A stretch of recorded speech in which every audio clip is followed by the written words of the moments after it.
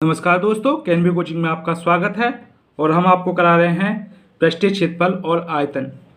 ठीक है, chapter number 13। तो अगला क्वेश्चन आपका इस प्रकार से है। क्वेश्चन नंबर 12, एक धातु के ठोस गोले का व्यास आपके पास 6 सेंटीमीटर रखा और उस गोले को पिघलाकर समान आकार का हमें तार बनाना है और तार की हमारे पास लंबाई ज्ञात करनी है, हमें तार का व्यास ज्ञात करना पड़ेगा। और यदि आपने चैनल सब्सक्राइब नहीं करा तो उसको अवश्य कर लें, क्योंकि मोस्ट इंपोर्टेंट क्वेश्चन आपको हमारे चैनल पर ही मिलेंगे। तो करते हैं सवाल की शुरुआत। लिखेंगे गोले का व्यास कितना है, 6 सेंटीमीटर। यदि आपके पास व्यास है तो हमें हमेशा त्रिज्या ज्ञात करनी पड़ती है। तो लिखेंगे गोले की त्रिज्या वो क्या हो जाएगी आपकी आर, यानी कि 2 से भाग कर देंगे, 2 तिया 6, तो आर बराबर कितना हो जाएगा आपके पास 3 सेंटीमीटर। गोले को पिघला रहे हैं और तार बना रहे हैं। तार की जो आकृति होगी वो बेलन के आकार की होगी। ध्यान रखेंगे तार की लंबाई दे रखी, तार की लंबाई, ये लंबाई जो होगी वो h का काम करेगी। तो h बराबर लिख लीजिए 36 सेंटीमीटर। हमें तार का व्यास ज्ञात करना है। तो तार होता है बेलन के आकार का, तो पहले उसकी त्रिज्या ज्ञात करनी पड़ेगी। ये लिख लेना तार की त्रिज्या। ठीक है, इसको कैपिटल H कर लो, इस कैपिटल R कर लो। तो लिखेंगे तार का आयतन बराबर के गोले का आयतन। तो तार होता है आपका बेलन के आकार का होता है, तो बेलन के आयतन का फॉर्मूला आएंगे पाई आर स्क्वायर एच।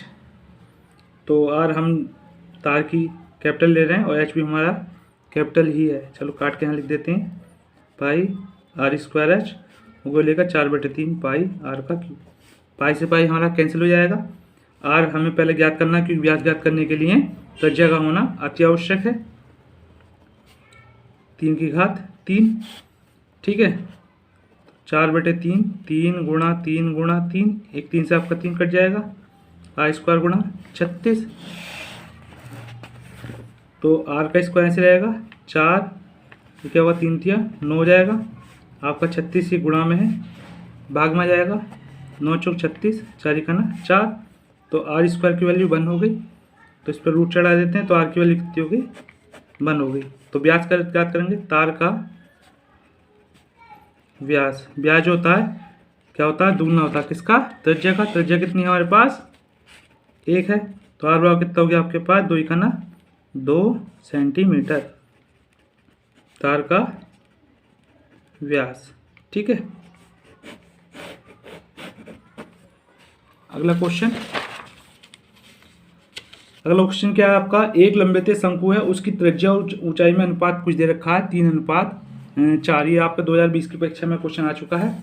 और यदि इसका आयतन आपका लिखा हुआ है 1.44 सेंटीमीटर क्यूब है, तो हमें शंकु की त्रिज्या ज्ञात करनी है। यहाँ पर पाई का मान हमें लगाना है 3.14। तो पहले मान लेंगे, माना त्रिज्या, और क्योंकि जब भी अनुपात होता है तो हम अनुपात को x मान लेते हैं, और ऊंचाई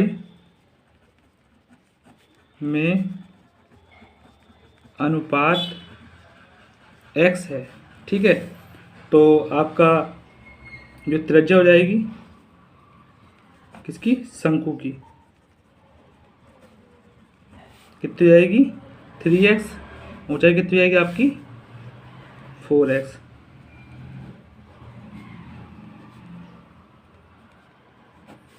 ठीक है, यहाँ पर आयतन लिखा हुआ है किसका, शंकु का। शंकु का आयतन 301.44 सेंटीमीटर की क्यूब। ध्यान रखेंगे यदि कभी आयतन या वक्रपृष्ठ या आधार का क्षेत्रफल संख्यात्मक रूप से दे रखा हो तो बस उसके आगे उसका हमें फॉर्मूला लगाना है, आंसर बहुत ही जल्दी प्राप्त हो जाता है। तो इसका आयतन कितना होता है 1/3 पाई आर स्क्वायर एच बराबर के 301.44। ये ऐसे रहेगा। पाई का मान 3.14 लगा देंगे। आर कितनी है आपके पास 3x है, तो 3x का स्क्वायर हो जाएगा। h कितनी है 4x है। ठीक है, इसको ऐसे रहने देते हैं, इसको भी आप ऐसे रहने दो। इसका वर्क करेंगे तो 9x² गुणा 4x 301.44, 3 तिया 9 हो जाएगा।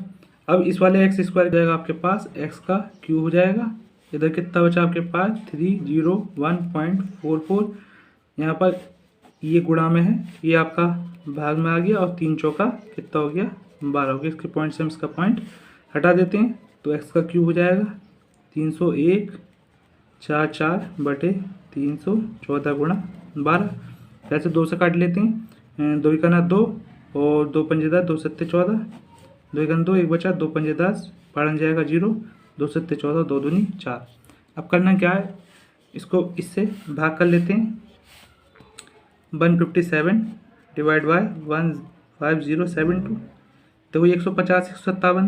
तो आपका पूरा तो जाना जा, यहाँ तक पढ़ना पड़ेगा। तो हम 9 बार कर लेते हैं, क्योंकि 9 सत्ते 63, हासिल लगे 6, 9 पंजे 45, 6 51 हो जाएगा और 9 का 9 5 14, यहाँ 4 आ जाएगा, हासिल लेंगे 10 में से गया आपका 9 आ जाएगा, 2 उतार लेंगे, ठीक है। 6 बार जा सकता, 6 सत्ते 42, 6 पंजे 30 और 4 34, हासिल लगे 3, 6 का 6 और 3 9, कितना जाएगा आपके पास 942। कितना है काट के हमारा 96 आ गया, ठीक है। तो x का क्यूब बराबर के 96/12, 12 अट्ठे 96, तो x का क्यूब कितना हो गया आपके पास 8 आ गया, ठीक है। तो x का क्यूब कर लेंगे, 8 क्या होता है 2 का क्यूब होता है। जब हमारी घातें जैसी होती हैं तो आधार को ले लेते हैं, तो x बराबर कितना हो जाएगा आपके पास 2। हमें ज्ञात करना है त्रिज्या, तो क्या लिखेंगे, अतः शंकु की त्रिज्या r बराबर 3x है, तो r बराबर 3, x का मान कितना है 2, कितना हो गया 6 सेंटीमीटर। जो शंकु है उसकी जो त्रिज्या आपकी 6 सेंटीमीटर होगी। करते अगला क्वेश्चन। यहाँ लिखा हुआ है, यदि एक गोले का वक्रपृष्ठीय क्षेत्रफल की माप लिखी हुई है और हमें गोले का आयतन ज्ञात करना है, ठीक है। तो यदि कभी भी आयतन दे रखी है या आपका पास वक्रपृष्ठ दे रखा है, ठीक है, या पृष्ठीय क्षेत्रफल दे रखा है या आधारित त्रिज्या दे रखी है, संख्यात्मक रूप है, तो हमें उसको बराबर रख लेना है फॉर्मूले के। तो पहले लिखेंगे गोले का वक्रपृष्ठीय क्षेत्रफल कितना लिखा हुआ है 36 पाई है। होता कितना है वक्रपृष्ठीय क्षेत्रफल 4 पाई r का स्क्वायर।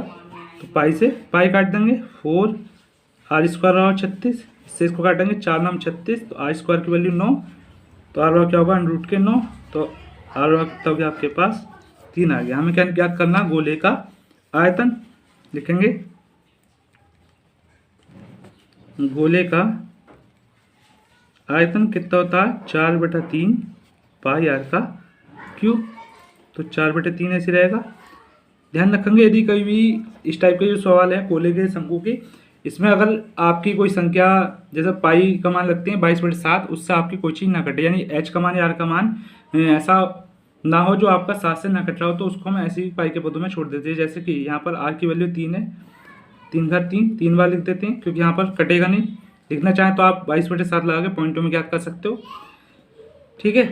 वरना इससे ऐसे पूरा आपका आंसर आ जाएगा 4 पाई ये हो गया, और 3 3 9 9 चौक कितना हो जाएगा आपका 36 पाई। आयतन है तो सेंटीमीटर की घात कितनी होगी आपकी 3 होगी, ठीक है। अगला सवाल, ये आपका 1 नंबर का सवाल है, ये बोर्ड की परीक्षा में आया हुआ है, क्योंकि जितने भी मोस्ट इंपोर्टेंट सवाल हैं वो परीक्षा की दृष्टि से तो इम्पोर्टेंट है, ये बोर्ड में भी कई बार पूछे जा चुके हैं, जो हम आपको करा रहे हैं। यहाँ पर एक शंकु के आधार की त्रिज्या लिखी हुई है, लिखेंगे शंकु के आधार की त्रिज्या क्या होगी, r बराबर 3.5 सेंटीमीटर है, ठीक है। तो इसका यदि हम पॉइंट हटाएंगे तो नीचे 0 आ जाएगा। इसको क्या कर सकते हैं 35/10 लिख सकते हैं, 5 दूनी 10 और 5 सत्ते 35, r बराबर क्या हो गया 7/2। फिर कोशिश करो, क्योंकि पॉइंट की जब स्क्वायर करेंगे तो बच्चों को दिक्कत आती है, थोड़ा सा सिंपल कर लेना चाहिए। ऊंचाई दे रखी है किसकी, शंकु की। ऊंचाई h बराबर के 12 सेंटीमीटर। हमें क्या याद करनी है, तिर्यक ऊंचाई याद करनी है। तो तिर्यक ऊंचाई का फॉर्मूला लिख लेंगे, शंकु की तिर्यक ऊंचाई l स्क्वायर बराबर r स्क्वायर प्लस के h का स्क्वायर। l स्क्वायर हमें याद करना, r का मान 7/2 का स्क्वायर और h का मान कितना है 12 का स्क्वायर। 7 और कितना होता है आपके पास 49 होता है, तो कितना हो जाएगा ये 49/4 और 12 का होता है आपका 144। तिरछी गुणा कर लेना इसकी इधर इसकी इधर, ये तो आपका 49 हो गया। 4 चौक 16, 4 चौक 16 1 17, 4 खाना 4 1 हासिल का 5 जोड़ेंगे तो 9 6 15 हो जाएगा, 7 4 11 1 12 हो जाएगा और 5 और 1 हासिल का 6 हो जाएगा। कितना हो गया 625/4 L²। ठीक है, तो L बराबर क्या हो जाएगा अंडर रूट के 625/4। तो L बराबर क्या हो जाएगा 625 आपका वर्गमूल होता है 25 का, 4 का वर्गमूल होता है 2। इससे आप काट सकते हैं 2 का 2 और 2 दूनी 4 पॉइंट 2 2 पंजे 10। तो L बराबर कितना हो गया 12.5 सेंटीमीटर। ये कभी आपकी त्रिज्या ऊंचाई। ठीक है, करते हैं नेक्स्ट क्वेश्चन। और इस सीरीज का जो ये चैप्टर है इसका लास्ट क्वेश्चन होगा ये। एक लंबे बेलन के आधार का क्षेत्रफल लिखा हुआ है, उसके हमें आधार का व्यास ज्ञात करना। मैंने आपको बताया यदि आधार का क्षेत्रफल है, आयतन है, वक्रपृष्ठ दे रखा है संख्यात्मक रूप से, तो हमें उसके सामने उसका फॉर्मूला लगा देना है और हमारा आंसर आ जाता है। तो यहाँ लिखेंगे बेलन के आधार का क्षेत्रफल कितना हो गया 9 पाई। ठीक है, आधार क्षेत्रफल क्या होता है पाई r का स्क्वायर होता है। इससे हम इसको काट सकते हैं तो r² बराबर 9 हो जाएगा, अंडर रूट के 9। तो r की वैल्यू कितनी हो जाएगी 3 सेंटीमीटर। ये क्या हो गई बेलन की त्रिज्या, और व्यास होता क्या दुगना किसका त्रिज्या का। लिखेंगे आधार का व्यास बराबर के 2r, तो 2 गुणा 3 2 तिया 6 सेंटीमीटर।